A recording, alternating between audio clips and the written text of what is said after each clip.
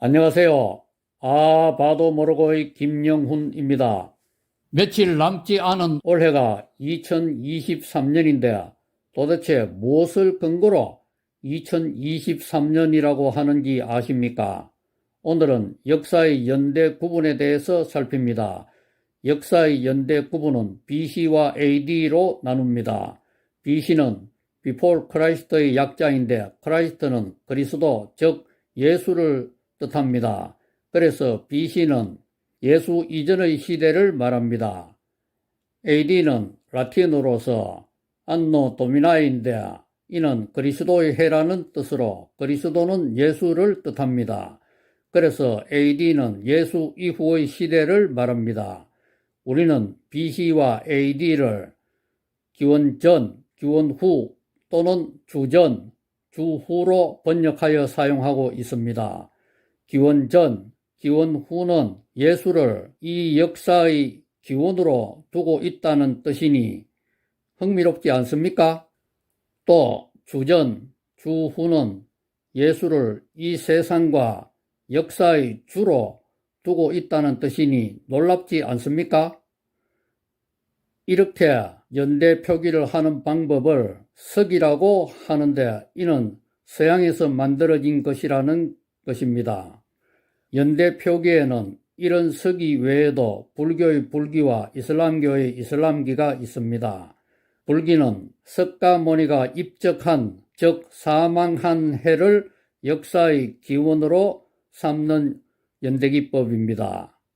또 이슬람기는 이슬람교를 창시한 무함마드가 메카의 박해를 피해 메디나로 피신한 해를 역사의 기원으로 삼는 연대기법입니다. 그런데 불교 신자나 이슬람교 신자 중에 올해가 불기로 몇 년인지 또 이슬람기로 몇 년인지를 아시는 분들은 거의 없습니다. 왜냐하면 종교와 관계없이 세상 모든 사람들이 예수를 역사의 기원으로 삼는 서기를 사용하고 있기 때문입니다. 이런 서기가 세상에 알려지고 수용되기 전에는 세상에서 어떤 연대 표기를 했을까요? 이때는 동서양을 막론하고 모두 그 나라 통치자의 재위 기간을 두고 연대 표기를 하였습니다. 무슨 말이냐고요? 우리나라의 경우를 예로 들어 설명드리겠습니다. 세종 25년에 훈민정음을 만들었고 세종 28년에 훈민정음을 반포했다는 역사적 기록은 세종이 왕이 된 지 25년째 되는 해에 훈민정음을 만들었고 세종이 왕이 된 지 28년째 되는 해에 훈민정음을 반포했다는 뜻입니다. 이런 연대 표기 외에도 연호를 사용하는 국가들이 있었습니다. 연호는 주로 강대국들이 사용하였는데 약소국들은 강대국의 연호를 빌려 사용하기도 했습니다. 우리나라의 경우 고구려의 광개토 대왕이 직접 영락이라는 연호를 만들어 사용했습니다. 영락은 백성을 영원토록 즐겁게 한다는 뜻으로 광개토 대왕의 통치 철학을 담은 연호였습니다. 이런 연대 표기 외에도 한자를 사용하는 문화권에서는 중국에서 오래전부터 만든 연대 표기법이 사용되었습니다. 즉 천간과 지지를 활용한 60갑자였습니다.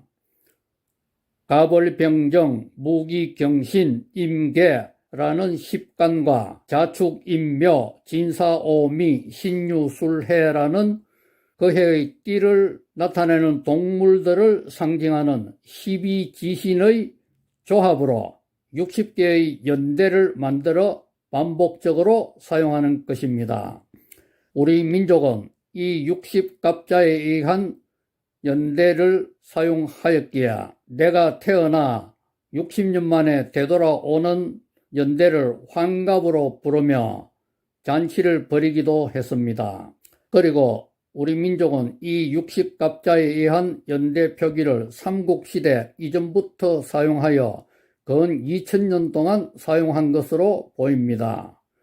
예를 들어 임진왜란은 임진년에 왜, 즉 일본이 일으킨 란이라는 뜻이고 병자호란은 병자년에 오랑캐가 일으킨 란이라는 뜻이고 갑오경장은 갑오년에 발생한 개혁이라는 뜻입니다. 그런데 1896년에 우리나라에도 양력이 도입되면서 서기가 조금씩 사용되었지만 여전히 60갑자에 의한 연대 표기가 대세를 이루었습니다. 그래서 1919년 3.1 독립운동 때 선언한 독립선언문을 기민년 독립선언문으로 적었고 또 그렇게 불렀습니다.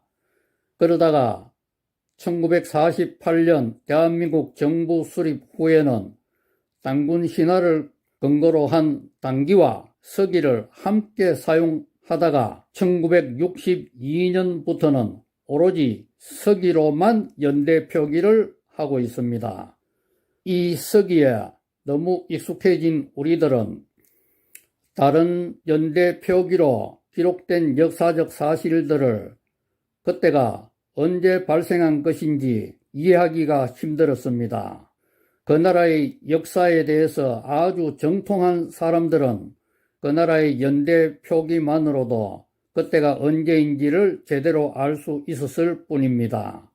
그래서 역사학자들은 그 나라의 연대 표기를 모두가 사용하는 서기로 환산하여 표기하는 작업을 하였습니다.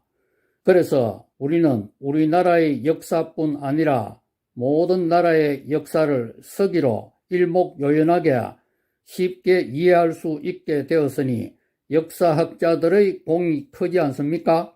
그리고 종교와 관계없이 모든 나라의 역사 표기를 예수님을 중심으로 나눈 서기로 통일하고 있으니 이 얼마나 놀랍습니까? 또 우리 각 개인의 삶에 있어서도 BC와 AD로 나누어 볼 수 있을 터인데 나는 여전히 BC 시대로 살아가고 있는가요? 아니면 이제는 AD 시대의 사람으로 살아가고 있는가요? 다음 주 화요일에는 고려 현종에게 세 딸을 주어 막강한 외척 세력이 되었던 저희 안상 김씨 집안의 부끄러운 족보 이야기를 하겠습니다. 감사합니다. 하나님 복 많이 누리세요.